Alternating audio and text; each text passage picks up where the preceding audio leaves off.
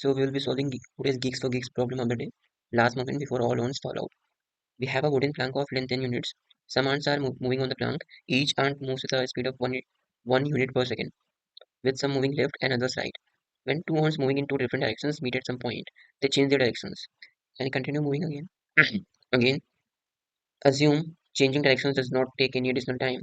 When an ant reaches one end of the plank at a time t, it falls out of the plank immediately. Given an integer n and two integers array left and right, the positions of the ants moving to the left and the right return time when the last ant fall out of the plan. So basically, the problem statement is very clear that there are some ants at different positions in the number line. You can assume, and basically it's a plan and have different positions, which is numbered with 0, 1, 2, 3, 4. So the ants are moving in some direction, right? It may be left or right. And when at some point they meet, like at this point they meet, so they will change their directions. Like this green ant will start moving into the left, and this right moving blue ant will start moving in the right direction, right? So basically, this is the problem statement. And when the ants reaches the last point of the plank, they will fall out. So we have to return the maximum time or the time when the last ant will fall out from the plank. Okay, so if we take this case, uh, four ants are there and two, basically three, yeah, three are moving in the right direction and only one is moving in the left direction. So at t equals to zero, this is the basically this is the state of all the ants. Now, if we take a screenshot at t equals to 0.5, then this first ant will be at the mid of between the 0 and 1, and the second and basically first and second ants will be at the middle of the 1 and 2, and the we can and the last ant will be between 3 and 4. Uh, this picture is basically a wrong picture in with respect to this ant. Now t equals to 1, so this first ant will reach at the first index, and since the blue ant in the previous state is moving in the left direction, is now started moving in the right direction immediately, and at t equals to 1 it again backs to its previous state, that is at the position 2, right? And this blue moving ant will be sorry green moving ant will start moving in the left direction, so it would again reaches to the its previous state, that is at position 1, right? So now at position 1 there are two ants again, right? So what will happen at t equals to 2, so at t equals to 1 they meets, so they changes the direction, and the ant moving in the right will start moving in the left immediately, and at t equals to 2 the left moving will reach to the last point of the plank in the left, and which is and the one which is moving uh, in the left direction, it started moving in the right, so it reaches to the position 2, and similarly the third one will reaches to the position 3, right? And it's now basically sorted. Now this last point will, sorry, yeah, yeah, so this last point will reaches to the last point of the plank in next 2 seconds, and in this way the all the ones will be followed from the plank in total 4 seconds. So basically there are a lot of confusion with the what will be the different positions and different directions of the ants. Dealing with this, we have to make an algorithm which can solve this problem. But if we take this problem in the same direction in which the problem statement is stated, so it will be a lot complex. So we have to basically simplify the situation by observing some patterns. So let's take this test case where this is a custom test case I created. So basically, I also included all the states up to t equals to 5, and up to this t equals to 5. So up to this point, the positions are now sorted. All the ones will have the single direction, and basically in the next 4 seconds they will be falling out at max. So it would be t equals to 9 as the answer, right?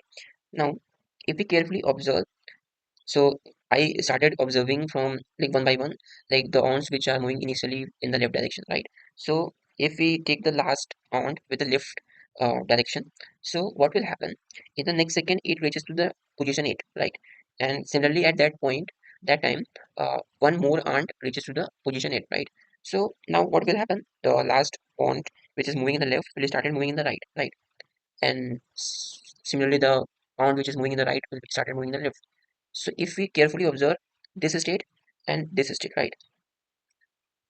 If we assume here from here that there are no, um, yeah. So if we assume that there are no collision is occurring between the arms, means there are two-way path there, and in that condition, what will happen? That the ant which is moving in the left still can move into the left, and the right one still can move in the right direction, right? If we assume it's a two-way path, means two paths are having in the same parallel direction, right?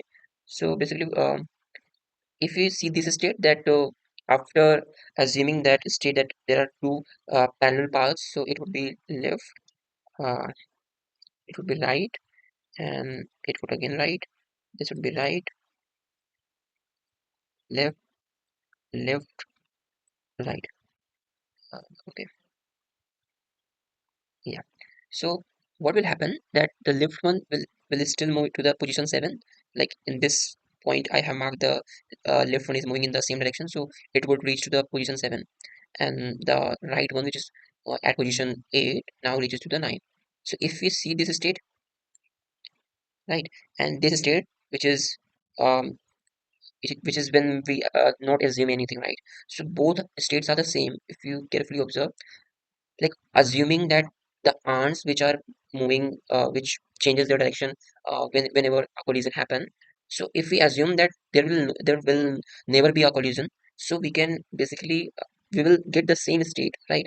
So uh, why to basically move in the same direction uh, which the problem statement wants to think, yeah, right? So assuming this thing, now the problem is very much simpler now.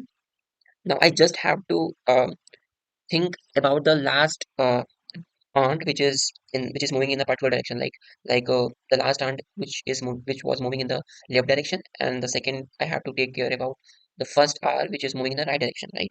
So basically one aunt will always be moving in the same direction, and as the statement has stated that it takes 1 unit per second, right? So it will take the same number of seconds, that much require for the last left moving on or the first right moving on, right? So I have done the same thing. I just make a answer variable with 0, and I'm just looking for the last one, right? So I'm storing the maximum distance of the left moving on from the left, and the maximum distance from the right for the right moving, right? So I basically just taken the distance. It would be n minus x for the right one, because if this is at let's take for this hand, so it will take about 1 2 3 4 5 6 6 seconds to move. So it would be 9 minus 3, right? Okay. So this problem statement is a lot of um, a bit complex statement. It's just to confuse the problem solvers. If like if you just move what the problem statement is saying without thinking of a different approach to basically simplify the problem statement. So this problem statements also teaches us that we should first simplify the problem statement itself, then we should start solving the problem and finding a solution for that, right? So if you simplify a problem 100%, uh, make clear in your mind, then it would increase your possibility to solve that problem, right? So try to simplify the problem statement first for your mind, that make understand you can read the same problem statement one or more times to get all the edge cases and all the description about the problem, right? Okay.